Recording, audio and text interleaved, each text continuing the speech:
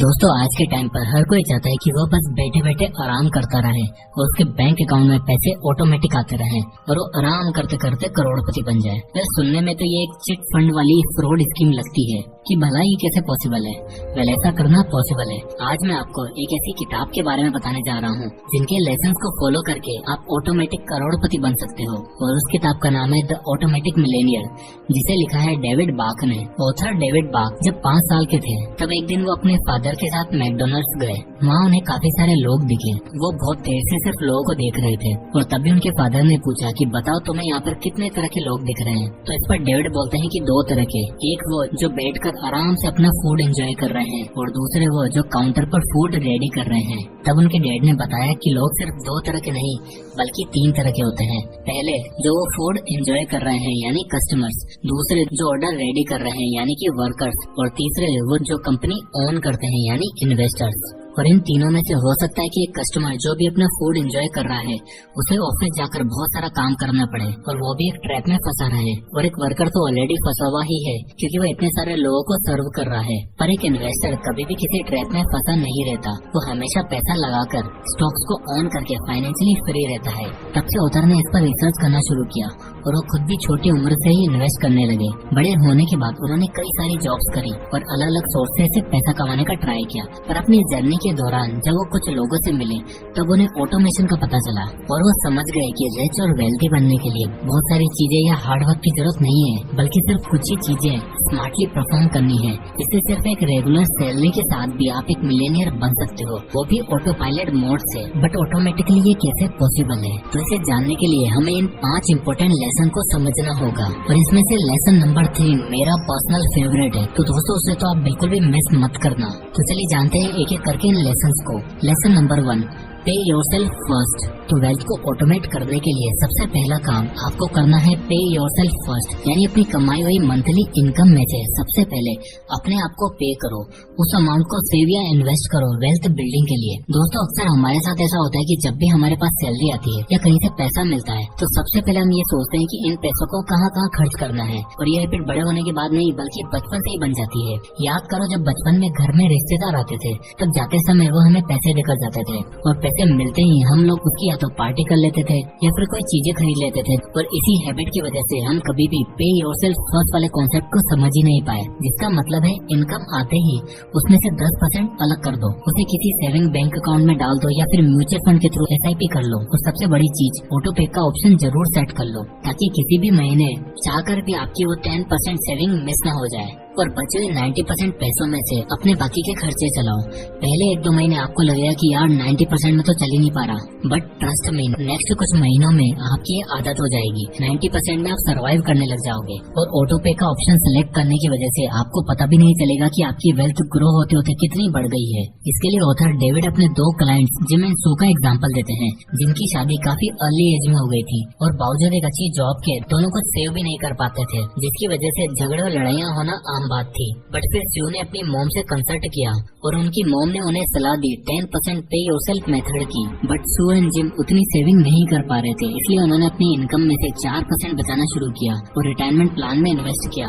फिर धीरे धीरे वो इस परसेंटेज को इंक्रीज करते गए और एक टाइम के बाद वो 15% तक सेव कर लेते थे, जिससे शादी के कुछ ही सालों बाद वो भी सिर्फ और सिर्फ सैलरी की इनकम से जिम एंड सू मिलेनियर बन गए। आता है lesson number 2, the latte factor. तो वेल्थ को ऑटोमेट करने की रेस में जो अगला फंडा मैं आपको समझाने वाला हूँ वो है द लाटे फैक्टर। जी हाँ, लाटे कॉफी वाला लाटे। तो दोस्तों इमेजिन करो ये है मिस्टर प्यारे लाल, और मिस्टर प्यारे लाल का दिन तब तक शुरू नहीं होता जब तक उन्हें गर्मा गर्म लाटे कॉफी नहीं मिलती। और रोजाना सुबह सुबह काम पर जाने से पहले वो अपने पास वाले कॉफी हाउस से 150 रुपए की कॉफी लेते हैं और निकल पड़ते हैं। अब यहाँ हमारे ऑथर मिस्टर डेविड बाक कहते हैं कि इन 150 रुपए की लाटे पर खर्च करने से अच्छा है आप इन्हें इन्वेस्ट करो और रिच बनो। इस कॉन्सेप्ट में ऑथर हमें कॉफी पीने से मना नहीं कर रहे, बल्कि फ्रूगल स्पेंडिंग करने के लिए कह रहे हैं, जिसमें वो कहते हैं कि instead of spending $5 on the dam coffee just save this amount and become rich. Example के लिए मान लो मिस्टर प्यारेलाल जो रोज सुबह सुबह 150 रुपए की कॉफी पीते हैं, वो एक वीक में लगभग 1050 रुपए की सिर्फ कॉफी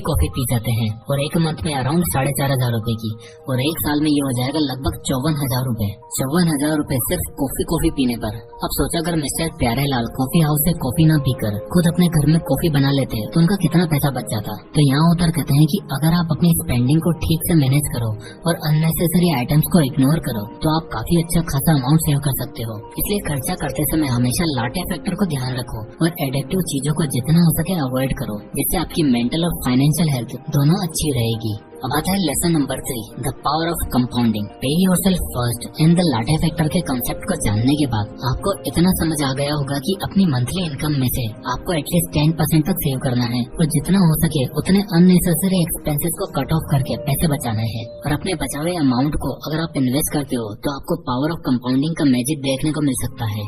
यहाँ ऑथर हमें मेरी नाम की एक लड़की का एग्जाम्पल बताते हैं जिसकी उम्र सिर्फ 22 साल थी और 22 की उम्र से उसने हर महीने $100 सेव करके इन्वेस्ट करना शुरू किया और अपनी इस इन्वेस्टमेंट के लिए उसने एक लो कॉस्ट इंडेक्स फंड को चूज किया और अपने डिविडेंड्स को भी री इन्वेस्ट किया और बाय द एज ऑफ 32 उसके पास $22,000 की वेल्थ हो चुकी थी और 45 की एज तक आते आते वो एक मिलियनियर बन चुकी थी। और सवाल आता है कि ये तो हुई मेरी की बात, बट हम इंडिया में किस तरह और कितना इन्वेस्ट करें कि हमें भी पावर ऑफ कंपाउंडिंग देखने को मिले। तो चलिए इसे भी समझते हैं। तो दोस्तों ये है मिस्टर हर्षवर्धन गुप्ता जिनकी उम्र 23 साल है और ये 25,000 रूपए मंथली सैलरी वाली जॉब कर रहे हैं। और ये बुक पढ़ने के बाद उन्होंने पे योरसेल्फ फर्स्ट और द लाटे फैक्टर की मदद से महीने का 2,500 प्लस 1,500 यानी 4,000 रूपए बचाना शुरू कर दिया। और इन 4,000 रूपए को उन्होंने निफ्टी 50 इंडेक्स फंड को चुना जहाँ के रिटर्न्स काफी स्टेबल होते हैं और पिछले कुछ सालों में निफ्टी 50 इंडेक्स ने लगभग 12 से 14% का रिटर्न दिया है। तो अगर वो पहले 10 साल के लिए 4,000 रूपए रेगुलरली इन्वेस्ट करता है तो 10 साल बाद उसकी टोटल वैल्यू हो जाएगी 9 लाख रूपए और अगले 20 साल में यानी 43 की एज तक उसकी इन्वेस्टिंग की टोटल वैल्यू हो जाएगी लगभग 40 लाख रूपए और फाइनली 30 साल बाद यानी कि रिटायरमेंट की एज तक आते आते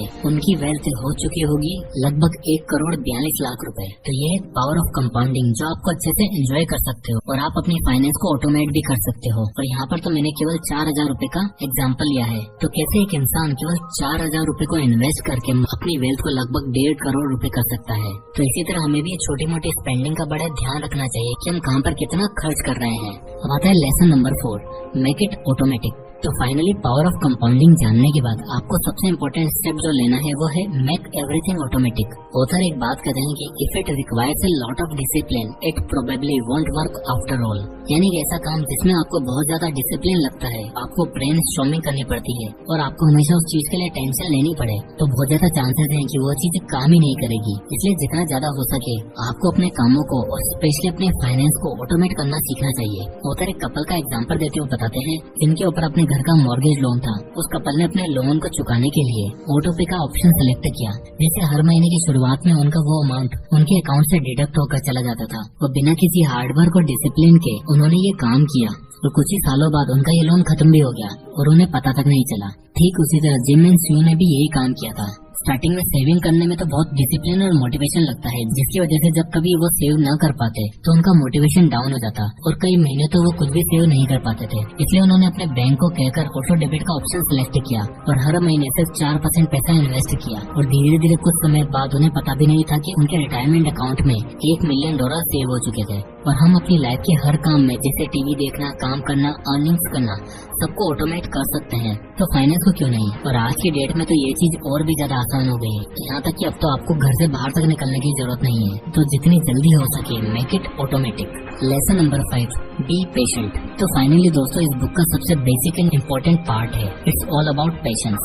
आज की डेट में हमें हर चीज में इंस्टेंट ग्रेटिफिकेशन की आदत पड़ चुकी है। हर कोई चाहता है कि जल्दी से जल्दी सक्सेसफुल बन जाए, कल के कल अमीर बन जाए और अपनी फैमिली की चेन ब्रेक करके किस्मत बदल दें। और उस इंस्टेंट ग्रेटिफिकेशन को पाने के चक्कर में लोग बहुत नई नई चीजें ट्राई करते हैं। फेलियर्स, डिप्रेशन आजकल के लिए आम बात हो चुकी है। बट हमें यहाँ पर समझना होगा कि good things always takes time और इसलिए वेल्थ बिल्डिंग करने के लिए सबसे इम्पोर्टेंट चीज है पेशेंस। बहुत सी बार आपको लगेगा कि ये सब बेकार है, इन्वेस्टमेंट में लॉस हो रहा है, सेविंग्स करना बेकार है, कुछ फायदा नहीं होता। पर इन सभी थॉट्स को इग्नोर करके आपको सिर्फ ऑटोमेशन पर ध्यान देना है। वेल्थ बिल्डिंग ठीक वैसा ही प्रोसेस है जैसे एक बिल्डिंग की कंस्ट्रक्शन होती है। जैसे बिल्डिंग बनाने के लिए एक ईट जोड़कर काम कमरे बनते हैं, कमरे से फ्लोर बनते हैं और फ्लोर से बिल्डिंग। वो बिल्डिंग कंस्ट्रक्शन वाले ये नहीं सोचते कि धूप धूल या बारिश का मौसम है, देश में क्या चल रहा है या क्या नहीं। उनका सिर्फ एक ही मकसद होता है, लोगों के लिए घर बनाना। ठीक उसी तरह आपको भी बाकी सभी चीजों को इग्नोर करते हुए सिर्फ वेल्थ बिल्डिंग पर ध्यान देना है।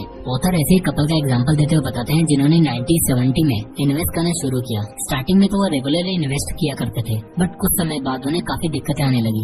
स्टॉक मार्केट की कंडीशन भी कुछ खास नहीं चल रही थी और फाइनेंस को लेकर दोनों हस्बैंड वाइफ में काफी लड़ाई भी होती थी। पर बावजूद इन सभी अप एंड डाउन के उन्होंने इन्वेस्ट करना नहीं छोड़ा। धीरे धीरे उनकी वेल्थ इंक्रीज होने लगी और बाय द टाइम रिटायरमेंट उनके पास $2 मिलियन जमा हो चुके थे। सो ऑटोमेटिक मिलेनियर बनने का एक ही तरीका है, अपनी इनकम को ठीक से बजट करो, मैनेज करो और इन्वेस्ट करो एंड एक फाइनेंशियली स्टेबल फ्यूचर क्रिएट करो। And remember, always use the automation and be a automatic Millionaire.